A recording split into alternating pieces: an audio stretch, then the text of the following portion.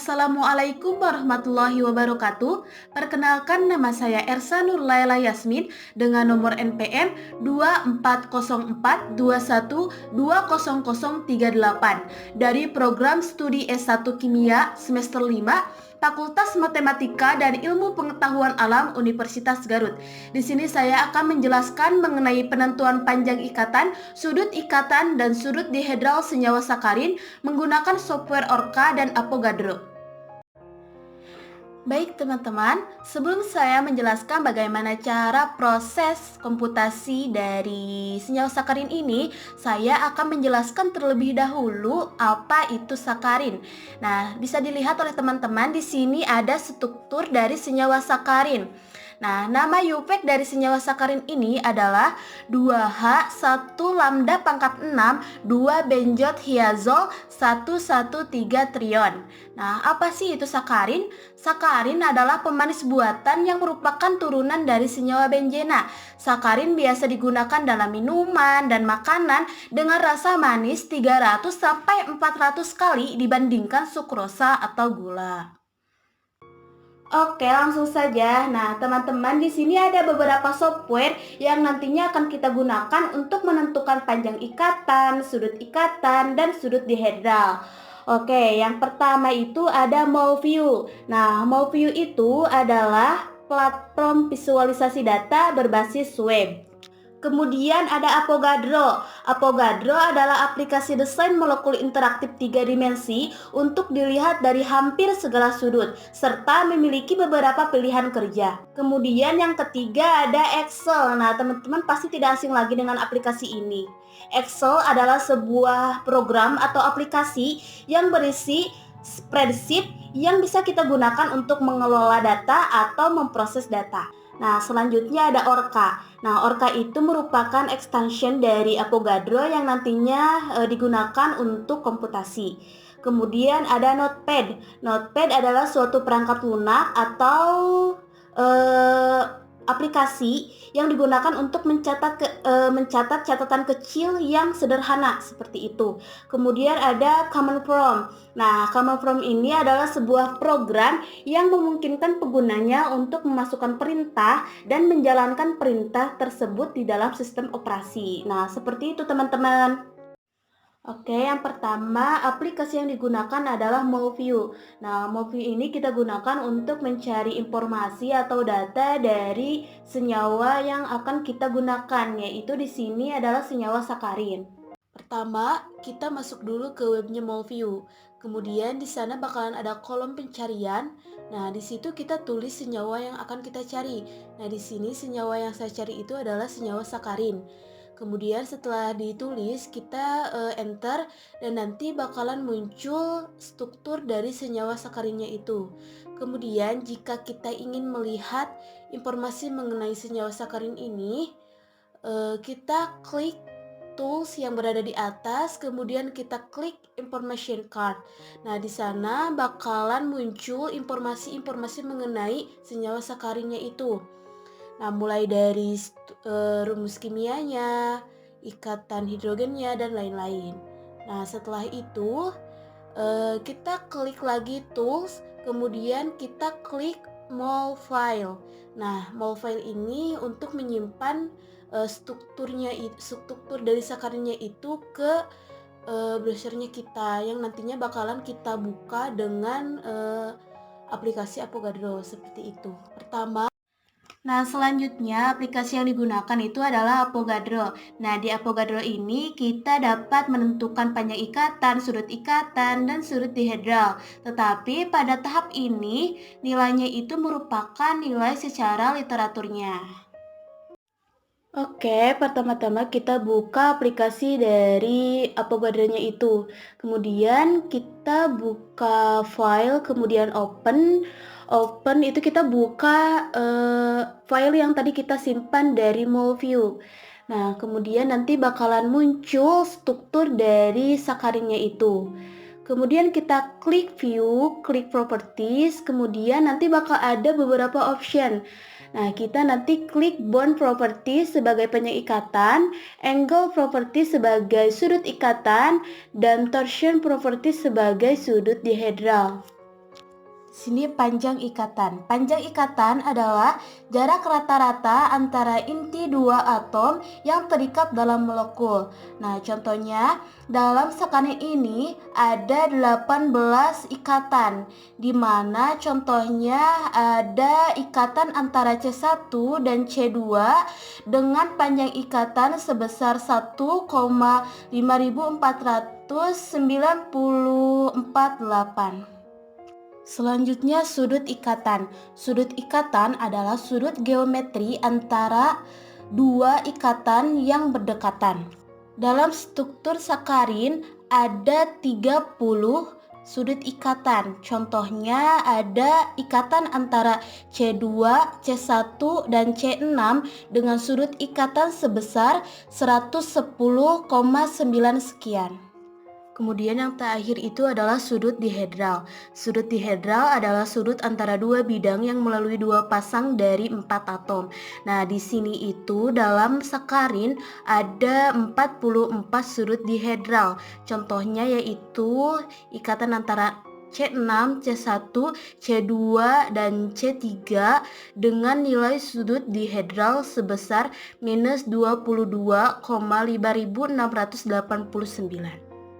Kemudian aplikasi yang selanjutnya digunakan adalah aplikasi Excel. Nah, di sini kita memasukkan data-data yang telah kita peroleh dari Avogadro ke Excel.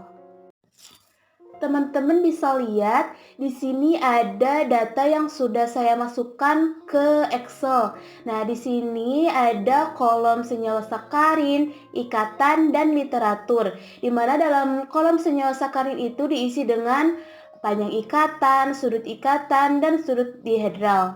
Kemudian ada ikatannya dan literatur itu nilai dari setiap komponennya secara literaturnya seperti itu.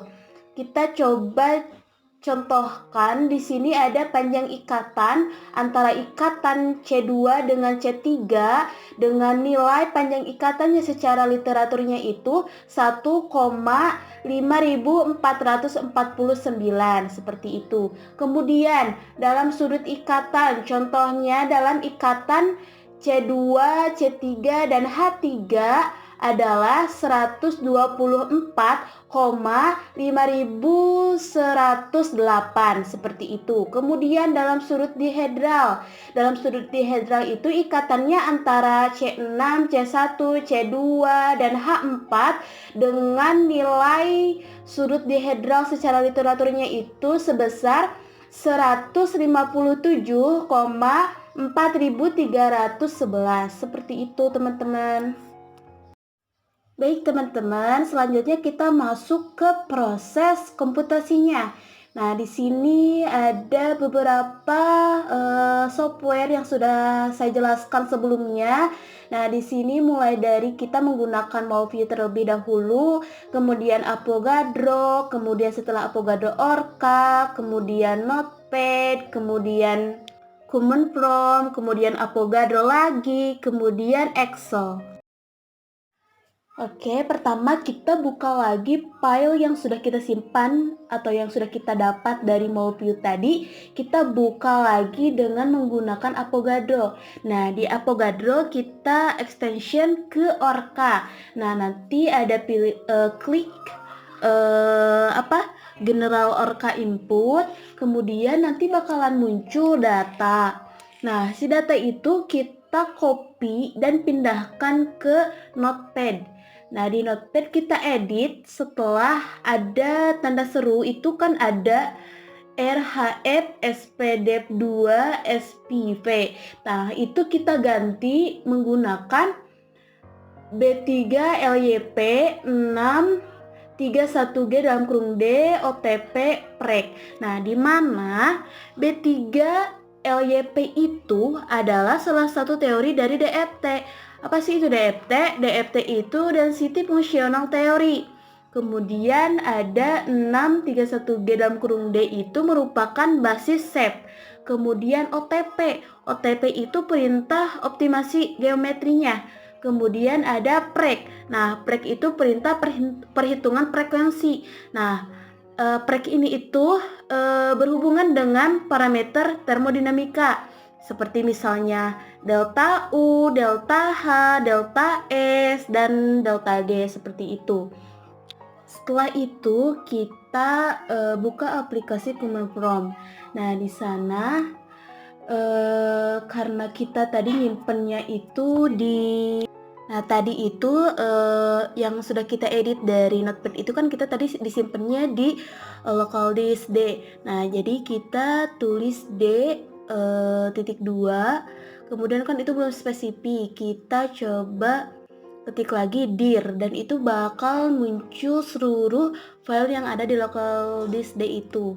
Nah, setelah itu kita coba ke lebih spesifiknya lagi dengan menulis C hadir orca, karena tadi saya menyimpannya itu di orca. Kemudian setelah itu muncul lagi dan kita tulis orca spasi sakarin.input, kemudian menjadi sakarin.output. Kemudian kita enter dan di situ akan terjadi menghitung atau mengkomputasi. Nah, kita bisa lihat dari foldernya.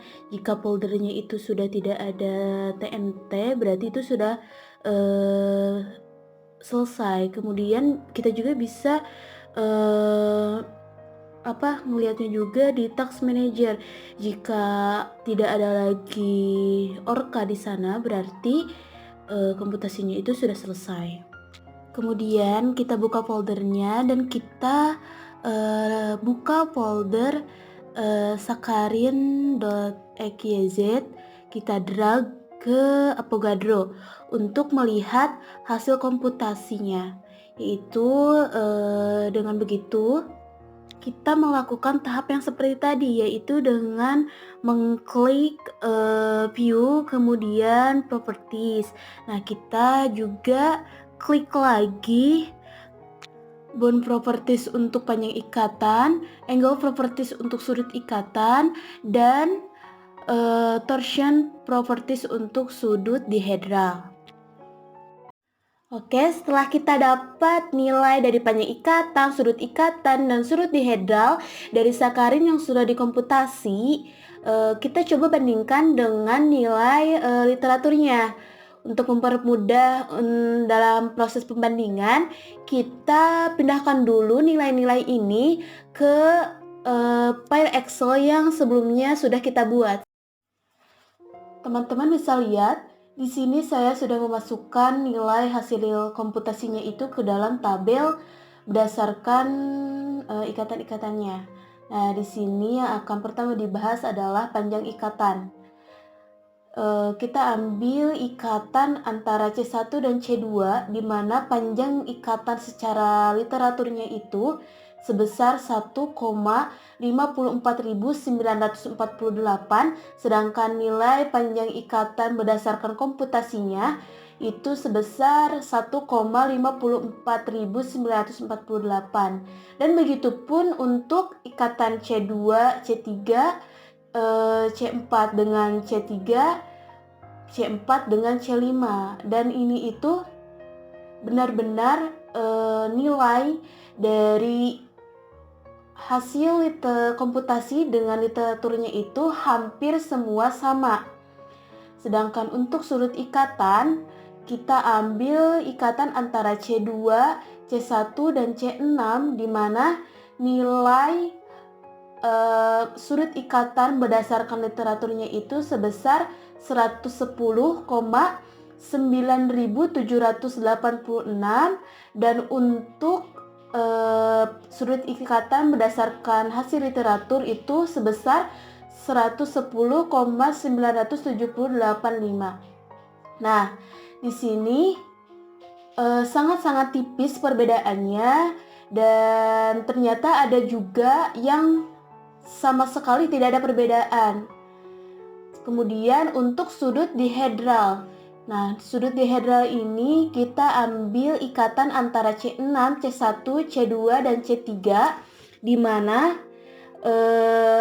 nilai sudut dihedral berdasarkan literaturnya itu minus 22,5689, sedangkan sudut dihedral dari hasil komputasi itu minus 22,569.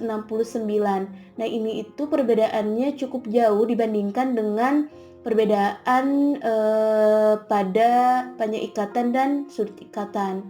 Seperti itu. Nah, di sini pun ada juga yang sama sekali tidak ada perbedaan seperti itu. Contohnya pada ikatan antara H3, C1, C2 dan H4 seperti itu. Nah, untuk itu kita coba lihat persen errornya. Untuk mencari persen error itu dengan menggunakan rumus sama dengan dalam kurung D2.